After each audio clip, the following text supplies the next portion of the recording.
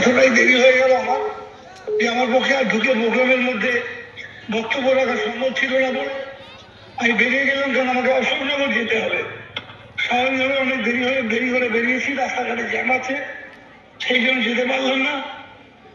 আজকে ফুটবল খেলা, আমিও ফুটবল খেলার একজন পাগল ছিলাম এক সময়, রোজ মাঠে যেতাম খেলা দেখতে, কলকাতার বড় ময়দানে খেলা দেখতাম। আর মা স্বামীজি নিজেও বলেছিলেন তার আজকে জন্মদিন 193তম, সেই জন্মদিনে তার কথা বলি যে তিনিও বলেছিলেন যে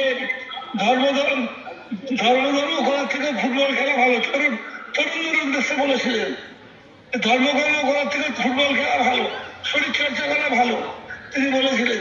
তো আজকে সেই ফুটবল খেলা, এই ফুটবল খেলায় যারা দুপক্ষকে আমি ধন্যবাদ জানাচ্ছি, তারা খেলুক ভালো করে, খেলা যেন স্পোর্টিংলি নেওয়া হয় এবং যাতে করে রেফারির যে ডিসিশন সেমিফাইনাল সেটা মেনে নিয়ে একদম বন্ধুত্বের পরিবেশে যেন খেলা শেষ হয়। আমি আজকে সকলকেই মাইকের মাধ্যমে শুভেচ্ছা জানালাম। ঠিক আছে, ধন্যবাদ স্যার, ধন্যবাদ জানাই। আপনারা দেখছেন 24 ঘন্টা ইন্ডিয়া টিভি, সর্বদা সবার পাশে সবার মাঝে। আজ এ পর্যন্ত।